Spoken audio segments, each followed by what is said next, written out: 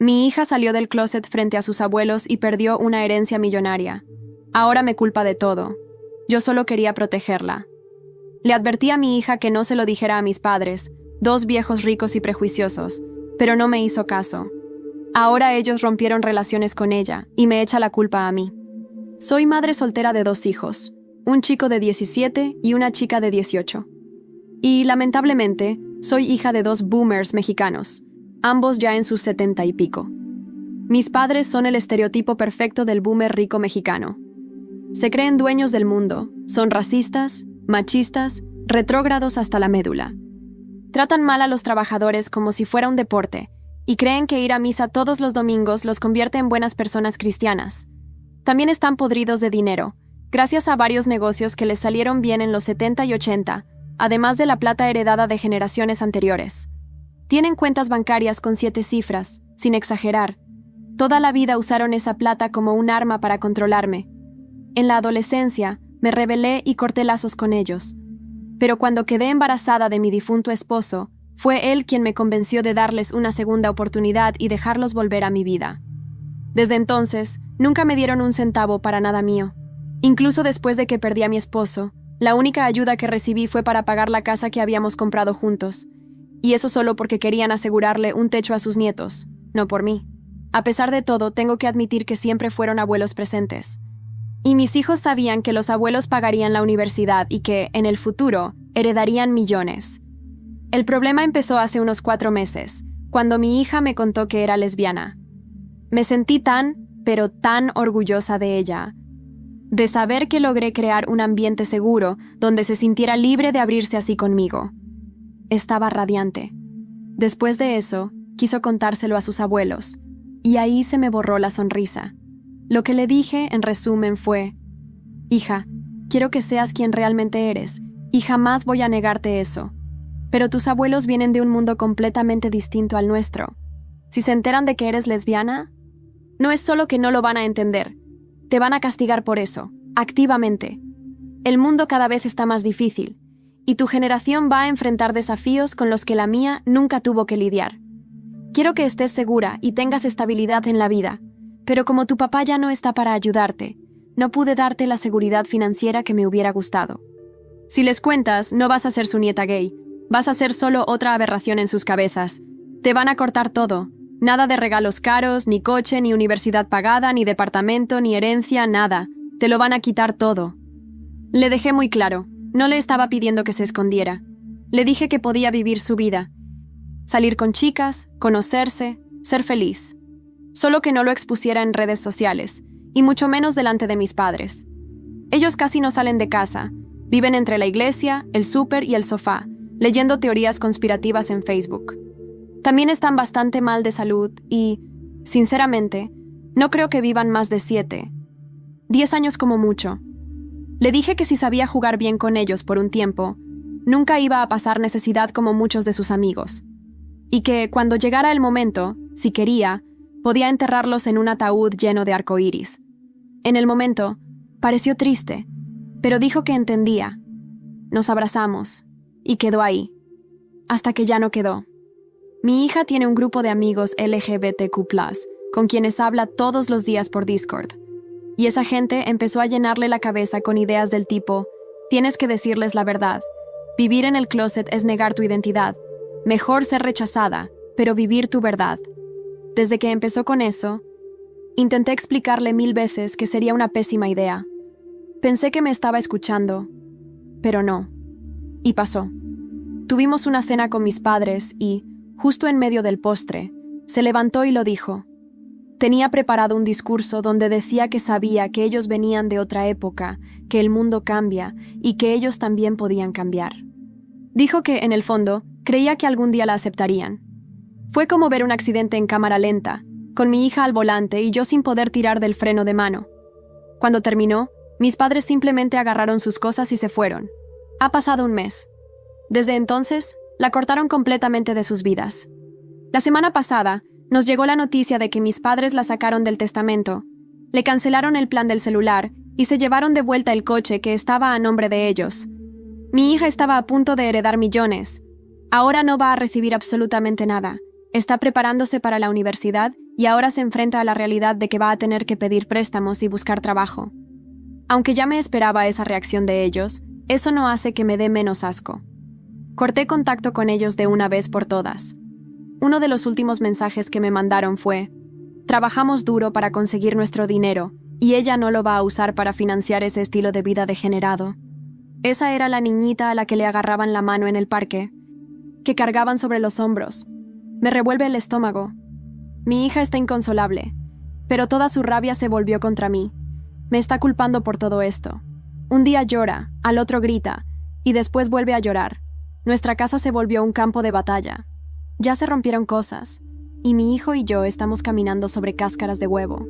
Todo este tiempo me lo he estado tragando en silencio, pero anoche tuvimos otra pelea, y ella gritó que todo esto era mi culpa, que solo quería que viviera escondida para siempre, que nunca la apoyé, y esta vez exploté.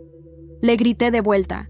Le dije que se lo avisé, que ella eligió no escucharme, que ella y ese grupito de amigos virtuales, gente que nunca en su vida vio a mis padres, pensaron que sabían más que la única persona en este mundo que fue criada por ellos.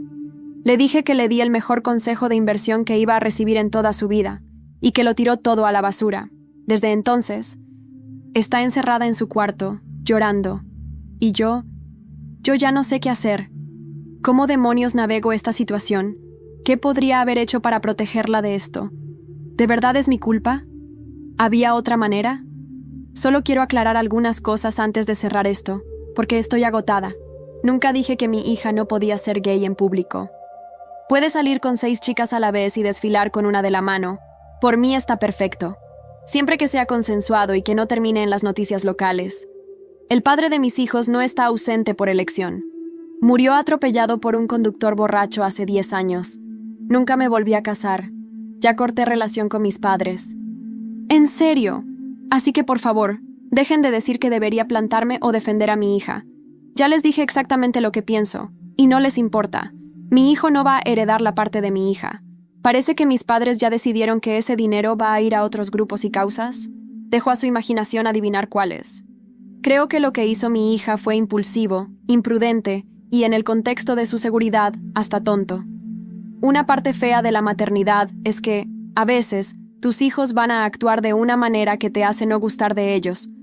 Cuando ella ataca a mí y a su hermano, rompe cosas de la casa. En ese momento, no me gusta, pero la amo de una forma incondicional. Jamás le haría a ella lo que mis padres me hicieron a mí.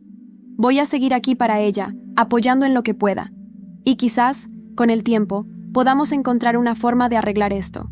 No creo que vuelva para actualizar este desahogo, pero, de corazón, gracias a quien se tomó el tiempo de leer, aconsejar o simplemente escuchar. Yo no sabía que el silencio podía doler tanto. No ese silencio cualquiera, no el de las 3 de la mañana en un piso vacío, sino el que se instala en casa cuando alguien que amas decide que ya no confía en ti. El que se clava en las paredes, en los platos que nadie recoge, en los pasos pesados por el pasillo. Ese era el tipo de silencio que había invadido nuestra casa en el centro de Valencia. Desde aquella cena desastrosa con mis padres, los abuelos millonarios y fanáticos religiosos de mis hijos, mi hija, Lucía, no me dirigía la palabra, ni una. Se encerró en su cuarto, apagó el móvil, ignoró cada uno de mis intentos por hablar, y cuando se dignaba a salir, era para lanzar alguna mirada que dolía más que cualquier insulto.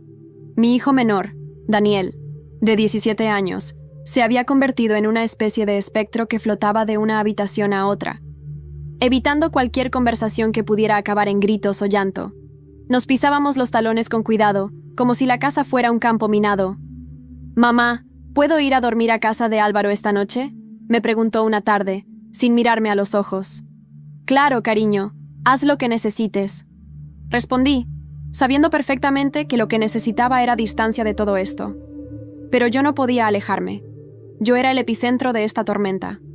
La madre que había querido proteger, que había suplicado con amor que Lucía esperara un poco más, que había sacrificado su dignidad durante años para que sus hijos tuvieran una oportunidad en la vida.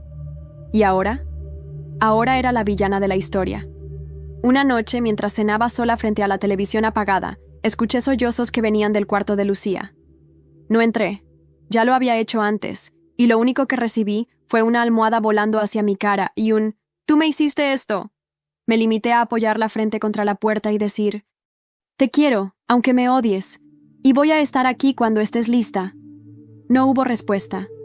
Los días pasaban como cuchillas lentas, y mientras intentaba trabajar desde casa, recibí un correo de mi tía Carmen, la hermana menor de mi madre.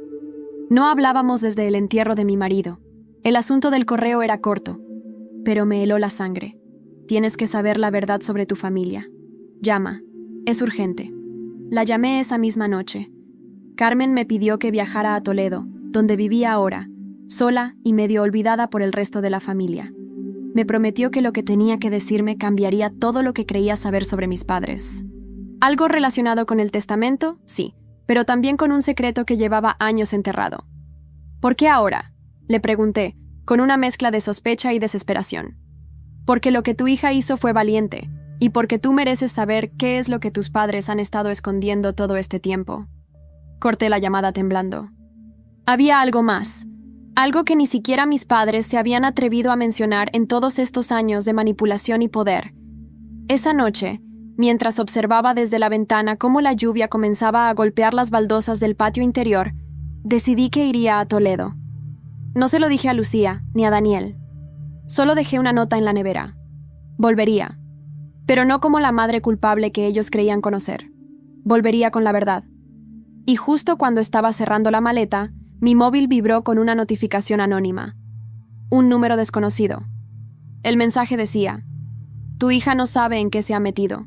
No eres la única a la que le han quitado una herencia». Nunca pensé que volvería a Toledo. Menos aún por algo que mi tía Carmen tenía que decirme. El tren se deslizaba entre campos nublados y estaciones fantasmas, y mientras el mundo pasaba por la ventana, yo no podía dejar de pensar en ese mensaje. ¿Quién era esa persona? ¿Qué quería decir con que no era la única a quien le habían quitado una herencia? Guardé el móvil, decidida a concentrarme en lo que me esperaba. Carmen me citó en su casa, una vivienda antigua con las persianas medio rotas y una bugambilla trepando por la fachada. Abrí la verja oxidada con el mismo sonido que recordaba de mi infancia. Ella me recibió en bata, con el pelo recogido de cualquier manera y los ojos cargados de años sin ser escuchada. Me abrazó como si lleváramos toda una vida sin hacerlo. «Pasa, hija. Tengo café y muchas cosas que contarte», me dijo, guiándome a un salón cargado de muebles antiguos y fotos en blanco y negro. El silencio se volvió incómodo cuando me senté. Ella, con su taza en la mano temblorosa, soltó de golpe: «Tus padres no siempre fueron quienes tú creías». Solté una carcajada amarga. «Créeme, Carmen, después de lo que hicieron con Lucía, ya no me quedan ilusiones». Ella me miró con algo parecido a lástima. Luego se levantó y sacó una carpeta polvorienta de un cajón cerrado con llave. «Esto es lo que no sabías. Lo que nadie se atrevió a contarte». Lo abrí con manos sudorosas. Documentos legales, partidas de nacimiento, fotos amarillentas. Una en particular me dejó sin aliento. Era una foto de mi madre, muy joven, con un bebé en brazos que no era yo. Al reverso, alguien había escrito: «Para Jorge, mi primer hijo». «¿Quién es Jorge?», pregunté, con un nudo en la garganta. «Tu hermano, tu medio hermano. Tu madre quedó embarazada a los 18, antes de casarse con tu padre. Lo ocultaron, lo dieron en adopción a una familia de Salamanca con vínculos políticos». Mi mundo se tambaleó. Carmen siguió hablando, pero ya no podía escuchar. Mi madre, esa mujer que se hacía pasar por santa y mártir, había renegado de su propio hijo. Lo había borrado de la historia familiar. Y ahora, ¿dónde estaba él? «Hace unos años lo encontré», dijo Carmen, bajando la voz. «Me contactó. Quería saber de su familia biológica.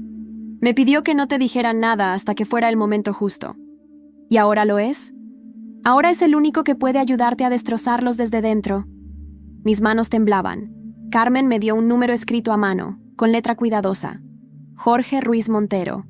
Y una dirección: Madrid. Pasé la noche allí. No pude dormir. Me revolvía la idea de que mi madre, tan férrea en su moral, hubiera hecho algo tan cruel, y luego tuviera la desvergüenza de desheredar a su nieta por ser honesta. A la mañana siguiente cogí el primer tren a Madrid. Me sentía en una película de intriga, pero esto era mi vida, mi historia, Encontré el piso de Jorge en lavapiés. Toqué el timbre con el corazón acelerado. Cuando abrió la puerta, lo supe. No necesitaba una prueba de ADN. Era como mirar a mi padre 20 años más joven. ¿Eres tú?, preguntó él, sin necesidad de decir mi nombre. Asentí.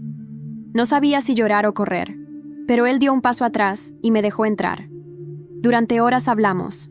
Me contó su vida. Cómo siempre sintió que le faltaba algo. Cómo había buscado respuestas y encontrado silencio. Le hablé de Lucía, de nuestros padres, del dinero, del odio y del mensaje anónimo. Fue entonces cuando me miró, serio, y me dijo: «Ese mensaje, no fuiste la única. Hay más. Hay otros nietos, hijos de empleados. Todos borrados del mapa. Tus padres construyeron su fortuna sobre mentiras, y creo que ya es hora de que lo paguen». Me quedé helada. Ya no era solo una historia de herencia perdida. Era un imperio podrido desde sus raíces, y ahora tenía un aliado inesperado. Antes de irme, Jorge me entregó una carpeta con documentos que él mismo había reunido. Pruebas, testimonios, fechas. Yo no sabía qué hacer con todo aquello. Aún no. Pero esa noche, al llegar a casa, encontré la habitación de Lucía vacía. Su cama hecha, su móvil apagado. Sobre la mesa del salón, una nota con apenas 4 palabras. Necesito encontrar respuestas también. ¿Dónde estaba mi hija? ¿A qué respuestas se refería? ¿Acaso alguien más la había contactado también? No sabía qué me aterraba más: el silencio del piso sin Lucía, o la posibilidad de que hubiera caído en las mismas trampas que yo había intentado evitar durante toda su vida. Releí su nota una y otra vez. Necesito encontrar respuestas también. Era su letra. Sí, pero algo en la forma en que lo había escrito. Tan directa, tan decidida. No era la voz de una niña confundida. Era la de alguien que había tomado una decisión, y eso me helaba la sangre. Intenté llamarla, por supuesto. El móvil seguía apagado. Llamé a todas sus amigas más cercanas. Nadie sabía nada. Ni una pista. Ni un mensaje de despedida. Daniel, que había vuelto de casa de Álvaro esa misma mañana, solo me miró con los ojos muy abiertos. ¿Se ha ido de verdad? Asentí en silencio. Durante horas, recorrí las calles de Valencia buscando sin saber dónde buscar. Estaciones, parques, cafeterías donde solía ir. Incluso me acerqué a la universidad donde había sido aceptada. Nada. Era como si el mundo la hubiese tragado. Volví a casa al anochecer, derrotada, y al entrar, encontré a Daniel sentado en el sofá, con cara pálida y el móvil en la mano. «Mamá, tienes que ver esto». Me mostró una publicación de Instagram, de esas que desaparecen a las 24 horas. Era una historia subida desde una cuenta anónima, pero la ubicación estaba clara. Barcelona.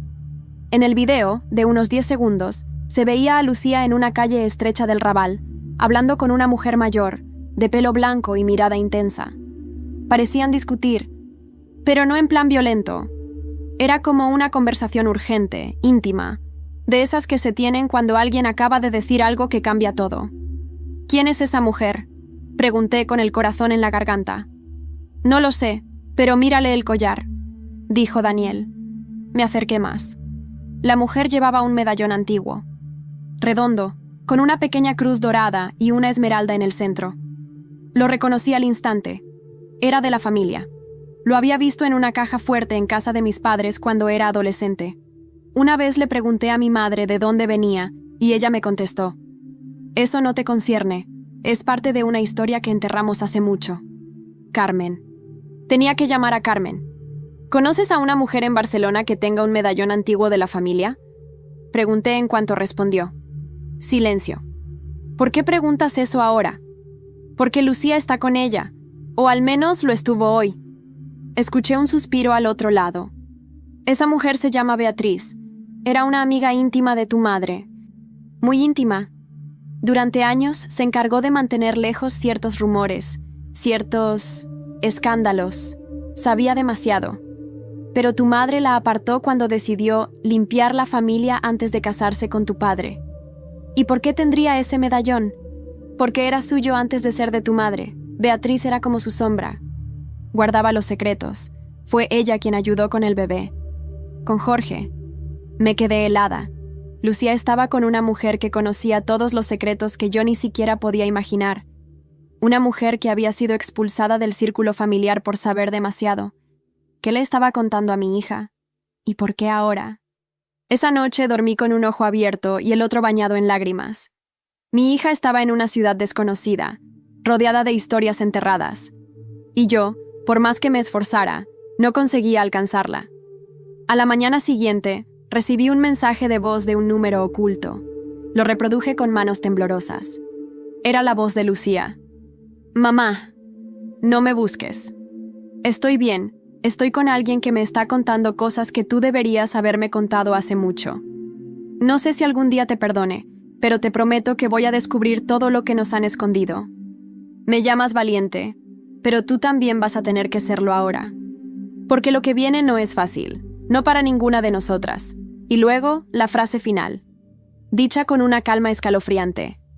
Beatriz me contó que no fue casualidad que mi padre muriera como murió, y que hay pruebas. Sentí que el mundo se me desmoronaba. ¿Mi marido? ¿Su muerte? ¿No fue un accidente? Cuando perdí a mi marido, lo único que me sostuvo fue pensar que su muerte había sido un accidente, un golpe cruel del destino, un conductor ebrio, una mala noche, un paso en falso. Trágico, sí, pero aleatorio. Algo sin sentido, pero no malicioso. Algo que la vida te lanza y tú simplemente aprendes a vivir con el dolor. Pero ahora Lucía decía que no fue casualidad. Me pasé la noche con esa frase dando vueltas en la cabeza. No fue casualidad. La oía incluso con los ojos cerrados. Me despertaba a cada rato con el pecho apretado, como si me faltara el aire. A las 6 de la mañana ya estaba de pie, revisando todos los documentos del seguro. Los recortes de periódico, el informe policial. Cada palabra se volvía sospechosa. Cada dato parecía tener un doble fondo. Volví a llamar a Carmen. ¿Qué sabes de la muerte de Andrés? Silencio al otro lado. Otra vez. Dime la verdad, Carmen. Te lo suplico. No puedo más. Suspiró. No tengo pruebas. Pero Beatriz siempre creyó que fue una advertencia. Tus padres estaban furiosos porque Andrés te había convencido de cortar relaciones con ellos otra vez. Le odiaban. Lo veían como un ladrón de su hija. Tu madre me lo dijo una vez, borracha. Ese muerto de hambre cree que va a sacarla de nuestra influencia. Ya veremos cuánto le dura la suerte. Mi estómago se revolvió. Tragué saliva. ¿Crees que lo mandaron matar? No lo sé, pero Beatriz tenía sospechas. Dijo que había cosas raras en el expediente policial. Que alguien dentro de la Guardia Civil fue presionado para cerrar el caso rápidamente. Recordé que, en su momento, el conductor no fue condenado. Tenía antecedentes, sí, pero el juicio fue casi una formalidad. Nadie quiso empujar más. Y yo estaba tan rota que solo quería que todo acabara. Decidí que era hora de ver a Beatriz con mis propios ojos. Llamé a Jorge. Le conté todo. Me ofreció ir conmigo a Barcelona. Acepté. Si esto es verdad, dijo, tenemos que jugar con cabeza. Ellos siguen teniendo poder. Si empezamos a escarbar, nos van a querer enterrar. Pues que lo intenten, respondí, sintiendo por primera vez en años un fuego dentro de mí que ya no era miedo, sino furia. Viajamos a Barcelona ese mismo día. En el tren, Jorge me mostró los primeros documentos que había recuperado sobre la Fundación Ortega Montero, donde nuestros padres canalizaban parte de su fortuna. El nombre sonaba filantrópico, pero todo estaba diseñado para ocultar transacciones y mover dinero a cuentas en el extranjero. ¿Quién más sabe esto?, pregunté. Nadie fuera de nosotros. Y ahora Lucía. Llegamos a la dirección del video. Era un piso en el barrio gótico. Edificio viejo, pero bien cuidado. Tercer piso, sin ascensor. Beatriz nos recibió con los ojos bien abiertos. No hubo abrazos ni cortesías. Sois más puntuales de lo que esperaba. Pasad. Lucía estaba allí, sentada en el sofá. Al vernos no se levantó. Me miró, como quien mira a una desconocida. No había odio, pero sí una distancia brutal. No vine a pelear, dije, con la voz más suave que pude. Ella asintió, sin decir nada. Beatriz tomó la palabra. Andrés empezó a investigar los negocios de tus padres poco antes de morir. Lo hacía en secreto, usando un antiguo contacto que tenía en Hacienda. Me lo contó una semana antes del accidente. Me dijo, si algo me pasa, no confíes en nadie. ¿Y tú qué hiciste? Busqué a ese contacto. Ya no trabajaba en Hacienda, pero me dio una copia de parte del expediente. Lo tengo aquí.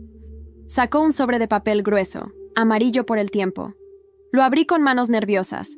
Eran informes financieros, transferencias, nombres de testaferros, una red de lavado que implicaba incluso a una inmobiliaria en las Islas Canarias.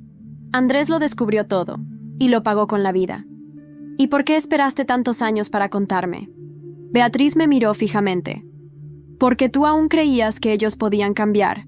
Yo necesitaba que la herida fuera lo suficientemente profunda para que abrieras los ojos. Lucía intervino por fin. ¿Y ahora? ¿Qué vas a hacer, mamá? La miré. Sentí que la distancia entre nosotras era un puente colapsado, pero también sentí que algo había cambiado. Que quizá, solo quizá, ella aún me quería. Voy a quemarlo todo, y esta vez lo haré con ustedes a mi lado. Beatriz sonrió. Jorge asintió. Lucía bajó la mirada, conteniendo las lágrimas. Fue entonces cuando el timbre sonó. Beatriz se tensó. No esperábamos a nadie.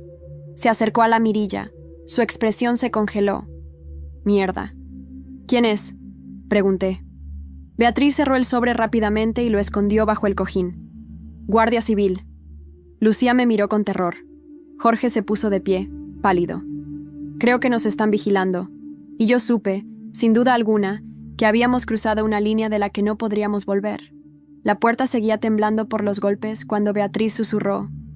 No digáis ni una palabra, que nadie respire fuerte. Yo ya no era la mujer que temblaba ante sus padres, ni la viuda desconsolada que aceptó sin preguntas la muerte de su marido. Pero en ese momento, sentí ese mismo escalofrío que se siente cuando sabes que algo más grande que tú está a punto de caer encima. Beatriz apagó todas las luces. Jorge, rápido como un reflejo, tomó el sobre con los documentos y lo guardó dentro de su mochila. Lucía corrió hacia la ventana de la cocina y la entreabrió.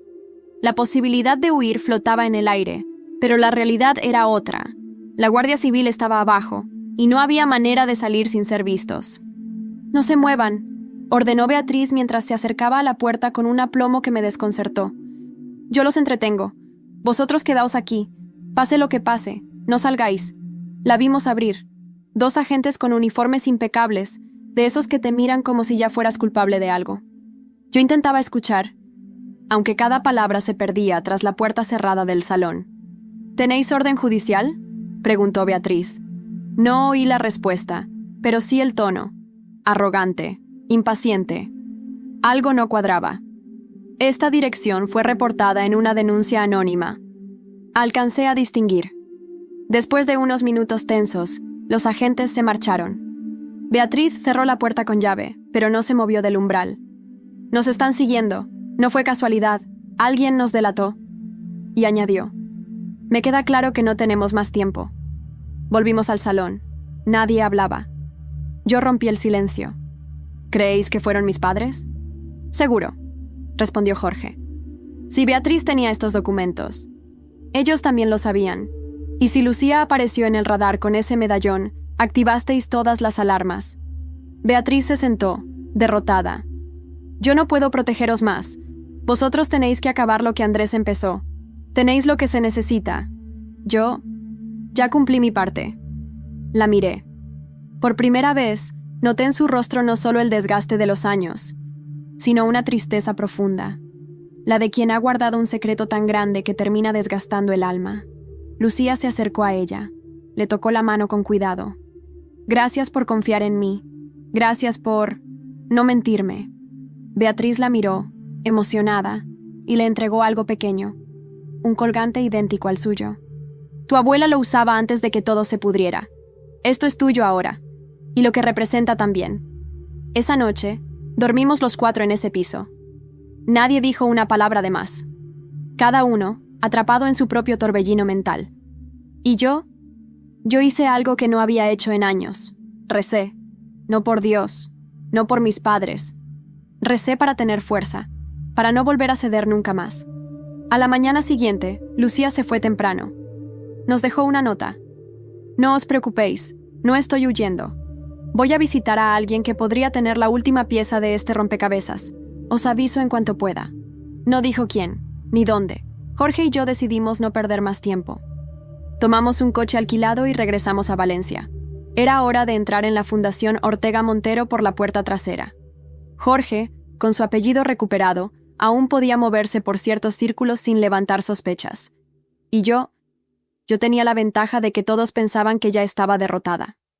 Nuestro plan era claro: infiltrar, conseguir acceso a los archivos internos, ver cuántos nombres habían sido borrados del mapa, cuántos hijos ocultos, cuántos desfalcos, cuántas vidas destruidas por esa fachada de donaciones morales. Usar su arrogancia contra ellos. Pero al llegar al edificio de la fundación, un palacete en el centro de la ciudad, algo nos paralizó. Había una cinta policial cruzando la entrada principal. Jorge se acercó a preguntar. Un agente de seguridad, joven y nervioso, respondió. Una explosión. Esta madrugada. Cortocircuito. O eso dicen. Nadie herido, pero los archivos están perdidos. Todo. Yo sentí que el suelo se me abría bajo los pies. ¿Fue un accidente?, preguntó Jorge. El guardia bajó la voz. Dicen que alguien forzó la cerradura del archivo central antes del fuego, y fue entonces cuando mi móvil sonó. Un número desconocido. Contesté. Una voz ronca, masculina, dijo solo 3 palabras. Lucía está en peligro. ¿Quién eres? ¿Qué le has hecho a mi hija? Silencio. La llamada se cortó. Me quedé allí, con el teléfono temblando en la mano, en medio de la acera, frente a un edificio aún humeante por dentro, con documentos quemados y secretos convertidos en ceniza. Jorge me agarró del brazo antes de que me desplomara. «Mamá», dijo con un tono que no usaba desde que era niño. «Vamos a encontrarla. Te lo juro». Nos metimos en el coche de alquiler como 2 fugitivos. Yo respiraba rápido, como si necesitara llenar los pulmones de algo que no fuera miedo. Jorge comenzó a marcar a contactos, antiguos conocidos de su trabajo como técnico en redes. Teníamos que rastrear el número. Mientras tanto, yo repasaba mentalmente todo lo que sabía. Lucía había dicho que iba a ver a alguien con una pieza clave del rompecabezas. ¿Quién? ¿Un amigo de su padre? ¿Alguno de los nombres que aparecían en los documentos? ¿Y si fue alguien que nos traicionó? Jorge recibió un mensaje. Un colega suyo había logrado rastrear el número. La llamada provenía de un prepago sin dueño legal, pero fue activado la semana pasada, en Zaragoza. ¿Zaragoza?, pregunté, sin entender. Es un sitio neutro. Nadie te busca allí. ¿Y si Lucía está escondida en esa ciudad? ¿O retenida?, dije tragando saliva. Tomamos la A23 en dirección norte sin pensarlo 2 veces. Mientras conducía, Jorge me miró de reojo. ¿Te has dado cuenta de algo? ¿De qué? Todo esto empezó con Lucía, pero no se trata solo de ella, se trata de ti. ¿Qué quieres decir? Que nuestros padres te temen, no me temen a mí, ni siquiera a Lucía. Saben que si tú decides hablar, se les acaba el imperio, que si tú decides moverte, nadie los va a proteger. No supe qué contestar. Parte de mí seguía siendo esa mujer educada para no hacer ruido, para ceder, para ser fuerte, tragando la rabia y el dolor. Pero otra parte ya no estaba dispuesta a callar nunca más. Llegamos a Zaragoza entrada la noche. La ciudad tenía esa calma extraña de los lugares que parecen inocentes por fuera. Jorge localizó el punto exacto de donde se emitió la llamada. Era una antigua pensión cerca del centro, ahora convertida en apartamentos turísticos. Tocamos cada timbre, nadie respondió. Hasta que en el tercero, una voz de mujer mayor contestó. ¿Quién busca? Somos la madre y el tío de Lucía. Ella ha estado en peligro. Necesitamos saber si estuvo aquí. Silencio. Luego, la puerta se abrió. Una mujer de unos 60, con la cara cansada y ojos vigilantes, nos dejó pasar. No sé dónde está ahora. Pero sí estuvo aquí. Se fue hace 2 días, nerviosa. Dijo que tenía que ir a ver a un tal Ignacio en Huesca, que él tenía algo que probaría que la muerte de su padre no fue un accidente. ¿Ignacio? ¿Y dijo algo más? Solo que si no volvía, yo debía enviar esta carta. Nos entregó un sobre sellado con el nombre de Lucía escrito a mano. Lo abrí con manos temblorosas. Dentro, una nota breve, pero directa. Si no regreso, es porque por fin encontraron lo que temían que supiéramos. Ignacio es ex socio de la fundación. Dijo que había grabaciones. Mamá, Si lees esto, no te detengas. Por papá, por mí, por ti. L. Ortega. Me quedé de piedra. Jorge apretó los dientes. Tenemos que ir a Huesca, ahora. Y fuimos. Con el miedo pegado al cuerpo, con la certeza de que ya no había retorno. Al llegar, localizamos a Ignacio, o lo que quedaba de él. Vivía en una finca alejada, en un estado deplorable. No contestaba llamadas. No salía desde hacía semanas. Su casa olía a humedad, libros viejos y whisky barato. Nos abrió con una escopeta en la mano y los ojos enrojecidos. ¿Quiénes sois? Somos familia de Andrés Ortega, mi marido. Él murió por saber lo que tú sabes. Ignacio bajó el arma lentamente. Entonces entrad, porque si mi memoria no me falla, vuestra hija vino aquí, y se llevó lo que tanto tiempo me costó reunir. ¿Lucía estuvo aquí? Sí, y se marchó. No sola. ¿Con quién? Con un hombre. No le vi bien la cara, pero llevaba un anillo con el escudo de vuestra familia. Mi sangre se congeló. ¿Qué tenía Lucía cuando se fue? Ignacio fue hacia una caja fuerte en la pared. La abrió. Dentro quedaba solo una cosa, una fotografía antigua. En ella, mi padre, y un joven que reconocí al instante. Era Andrés, mi marido, y estaban dándose la mano con un contrato entre ellos. ¿Qué es esto? La prueba de que la muerte de Andrés fue un favor que acabó siendo una ejecución. Jorge me miró, pálido, y entonces sonó mi móvil otra vez. Un video. Lucía, con las manos atadas, en lo que parecía un almacén oscuro. La cámara temblaba. Mamá, no sé si voy a salir de esta, pero si lo ves, hazlo, publica todo, que el mundo sepa lo que son. Por favor, que nadie más se calle. Y el video se cortó. Me pasé los primeros minutos mirando la pantalla negra después de que el vídeo se cortara. Las manos me temblaban, el corazón me latía en los oídos, pero no lloré. Algo dentro de mí se quebró en un lugar diferente. No era dolor, era una furia sorda, antigua, que llevaba años acumulándose. Esto es una declaración de guerra, dije en voz baja. Jorge no dijo nada. Se limitó a asentir, con los ojos clavados en el suelo. Ignacio, desde su rincón, bebía sin mirar, como si lo que acabara de pasar fuera una rutina más de su miseria. ¿Dónde la tenían? Le exigí, dando un paso al frente. ¿Dónde se grabó ese vídeo? Ignacio suspiró. No parecía sorprendido por la pregunta. Hay una nave industrial, antigua, a las afueras de Teruel, abandonada. Hace años era propiedad de la fundación. Desde que cayó en desuso, se usa para encuentros privados. ¿Y tú sabes esto desde hace cuánto? Desde que yo también les caí en desgracia. Volvimos al coche con la dirección escrita en un papel. Nada de GPS, nada de móviles activos. Jorge me miró mientras conducía. ¿Estás segura de que quieres ir tú? No voy a quedarme sentada mientras tienen a mi hija atada como si fuera una criminal. Yo la parí, y si alguien va a sacarla de ahí, seré yo. Condujimos toda la madrugada. Llegamos al amanecer, cuando el sol comenzaba a teñir de rojo los campos secos de Teruel. La nave estaba rodeada de maleza y de silencio.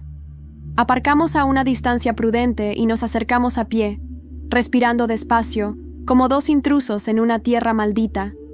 Desde fuera, no parecía haber nadie, pero al acercarnos, escuchamos pasos, ecos dentro del metal. «Plan», susurró Jorge. Entramos. Buscamos a Lucía. Si hay alguien, grabamos.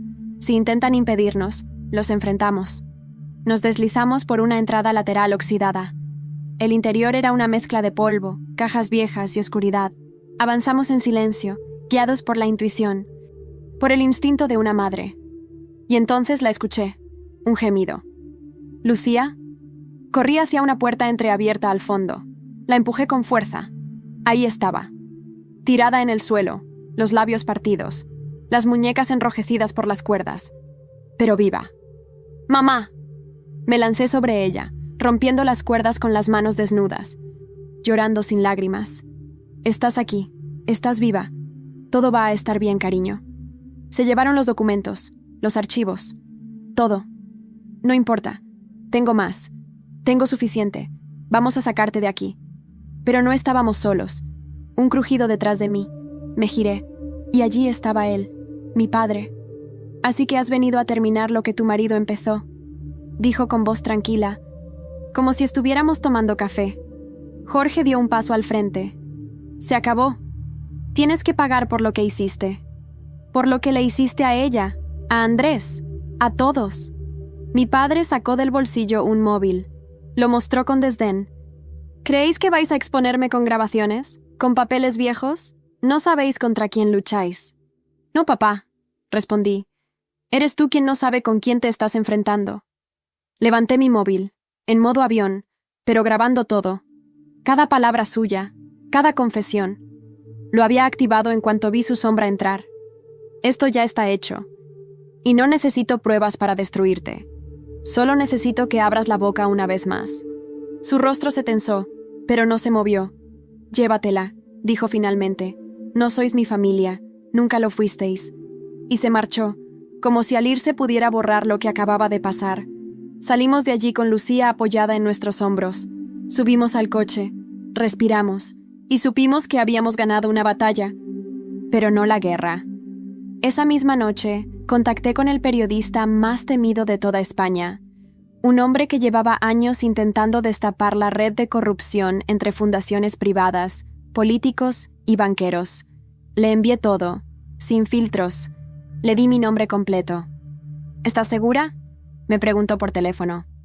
Esto puede costarte todo. Ya me costó demasiado callar. Ahora van a hablar ellos. Colgó. Y a la mañana siguiente, la portada de El Confidencial tenía un titular que cambiaría nuestras vidas para siempre. La herencia del silencio, el imperio oscuro de la familia Ortega al descubierto. Y debajo, mi nombre. Mi foto. Mi verdad. El teléfono no dejó de sonar en todo el día. Periodistas, activistas, viejos conocidos que nunca habían mostrado interés en mi vida, y ahora de repente querían saber cada detalle.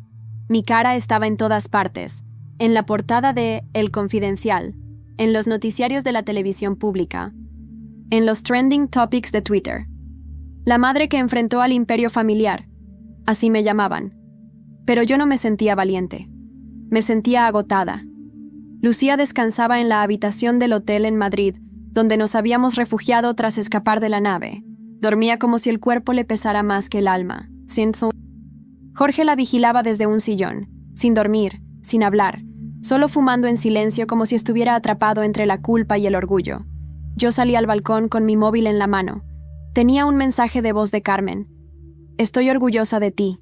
Mucho. Pero ahora vienen los verdaderos golpes. Ellos no van a quedarse quietos. Y recuerda algo, hija. No todas las serpientes mueren a la primera estocada. Tenía razón. Esa misma tarde, recibí una notificación legal. Una citación del juzgado. Mis padres me demandaban por difamación y por exposición pública intencionada con ánimo de lucro. Su último intento de usar el sistema para silenciarme. Me reí. Por primera vez en años, me reí de verdad. ¿Y si me meten en la cárcel?, le pregunté a Jorge. Entonces se va a llenar de flores y cámaras, porque ya no estás sola. Tú eres el símbolo ahora. Lucía se levantó al anochecer. Caminaba despacio, pero sus ojos estaban más vivos que nunca. Se sentó frente a mí, con el pelo aún alborotado, y me miró como si intentara entender en quién me había convertido. Te vi distinta, dijo. Cuando le hablaste a tu padre, te vi fuerte. No sé si lo soy, le contesté. Solo sé que me cansé de tener miedo. Ella bajó la cabeza. Luego murmuró. Siento haberme ido sin avisar. Pensé que podía manejarlo sola, que tú estabas demasiado ocupada sobreviviendo a tus propios fantasmas. Y lo estabas, pero aún así, te habría seguido a donde fuera. Hubo un silencio. No incómodo, sino íntimo. Y luego me dijo, ¿sabes qué quiero hacer? ¿Qué? Estudiar Derecho. Quiero ayudar a que esto no le pase a nadie más. Lloré. Esta vez sí. Porque por fin vi que todo ese dolor, toda esa pérdida, se estaba transformando en algo más. Al día siguiente, llegó una carta certificada. No era una amenaza legal. Era del bufete de abogados que representaba a la Fundación Ortega Montero. El contenido era breve, pero impactante. Tras los acontecimientos recientes, los principales donantes y miembros del Consejo han renunciado a sus cargos.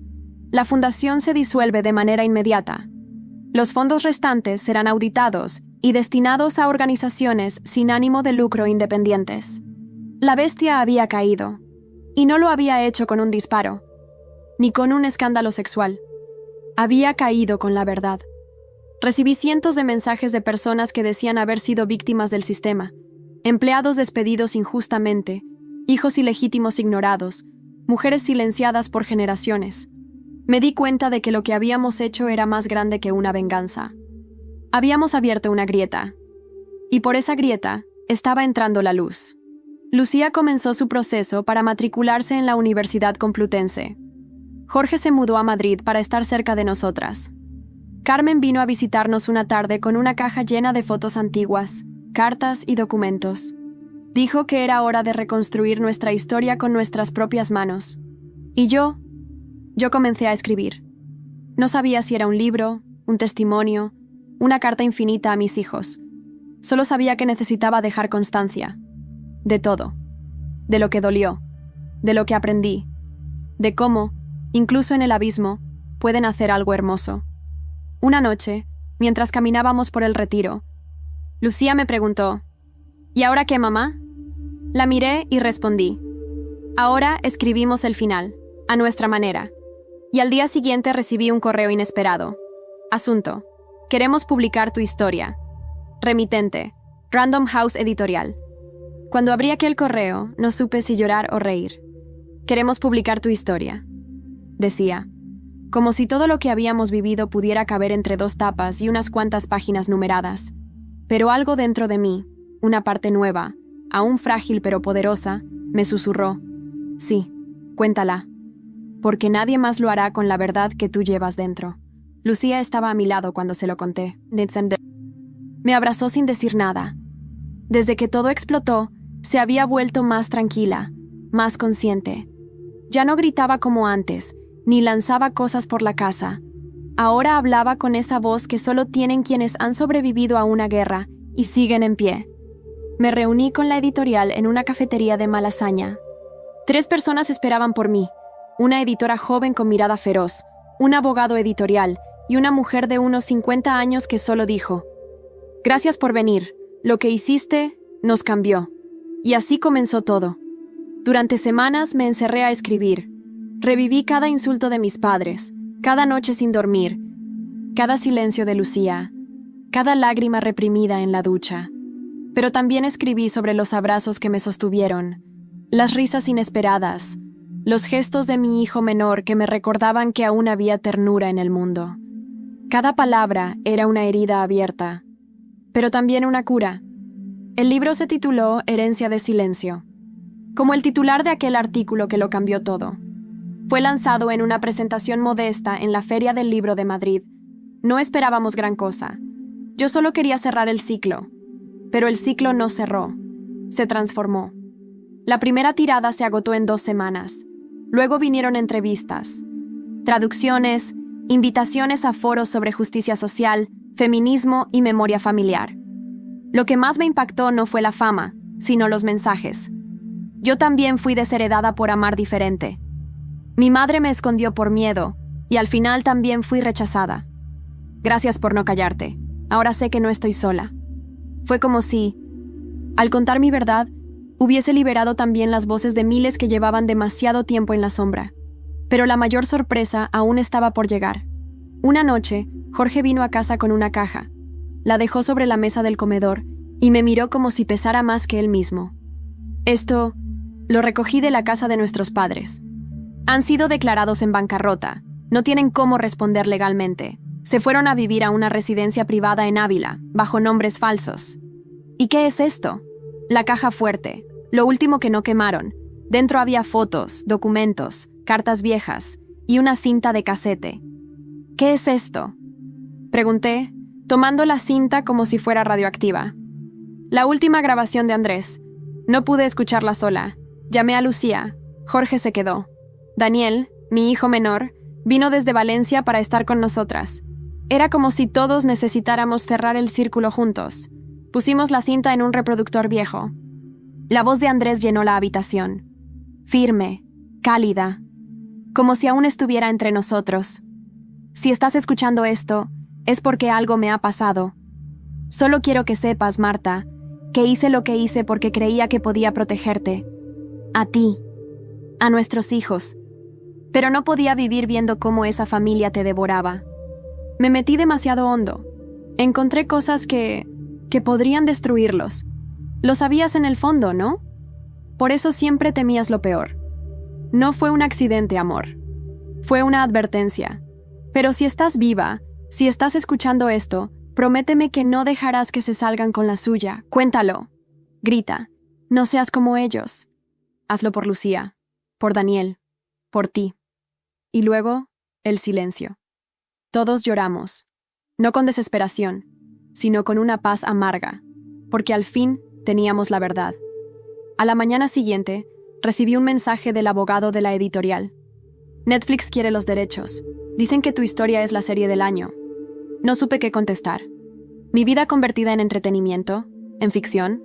Pero entonces miré a Lucía, que sonreía por primera vez en meses, y a Jorge, que llevaba la cabeza en alto, y a Daniel, que ya no se escondía en auriculares para no escuchar las discusiones de casa, y entendí que esa historia, nuestra historia, ya no era solo mía, era de todos los que habían sido silenciados, desheredados, castigados por decir quién eran o a quién amaban, y que sí, quizá el mundo necesitaba verla, porque la verdad, aunque duela, también libera. Un año después, la vida ya no dolía igual. No porque dejara de doler, sino porque aprendimos a respirar con las heridas, a caminar con las cicatrices, a recordar sin derrumbarnos. La historia que empezó con una verdad no dicha, terminó por convertirse en una verdad gritada desde todos los rincones. Y ese eco, ese rugido de justicia, aún vibra en los muros de esta nueva vida. Mi libro se convirtió en un fenómeno que ni la editorial esperaba. Hubo críticas, claro. Columnistas conservadores que me llamaron oportunista, traidora, incluso la mujer que destruyó a su propia familia. Pero la mayoría del país, especialmente las mujeres jóvenes, vieron en mi historia un reflejo de su propia batalla. Una madre que había tenido miedo, sí, pero que se levantó, que peleó, que no se quebró del todo. Lucía ahora estudia Derecho en la Universidad Complutense, como había prometido. Vive en una residencia con otras chicas, todas parte de una red de apoyo que surgió gracias a su iniciativa. Fundó un grupo que defiende los derechos de jóvenes LGBTQ+, desheredados o expulsados de sus hogares. Lo llamó Legado Vivo. La veo pocas veces por semana, pero hablamos cada noche. Nuestra relación no volvió a ser la de antes, porque ninguna de las dos somos las mismas. Pero nos queremos con una honestidad feroz, sin disfraces. Daniel. Ay, mi niño. Al principio todo esto lo superó, pero con el tiempo encontró su voz. Empezó a escribir rap, poesía urbana. Hace poco, subió una canción a Spotify dedicada a Andrés. Se llama Papá, aunque no estés. Tiene miles de reproducciones. Me hace llorar cada vez que la escucho. Jorge consiguió un empleo en una ONG internacional que combate la corrupción en entidades filantrópicas. Usa su conocimiento del sistema para desmantelarlo desde dentro. Vuelve a casa para cada cumpleaños, cada Navidad, cada victoria. Es el hermano que nunca supe que necesitaba, pero que ahora no quiero soltar nunca más. Beatriz falleció hace 3 meses. Le diagnosticaron cáncer poco después de todo lo ocurrido. No quiso tratamiento. Me dijo una vez: ya hice lo que tenía que hacer. Vi caer el monstruo. Ahora puedo irme en paz. La cuidamos entre todos hasta el final. Fue enterrada con el medallón que nos devolvió la dignidad. En su epitafio, elegí una frase que ella dijo la última noche que la vi. Callé durante años, pero al final fui escuchada. Mis padres desaparecieron del mapa. La residencia privada en Ávila cerró sus puertas. Nadie sabe si aún están vivos. Algunos dicen que se fueron a América Latina con nombres nuevos.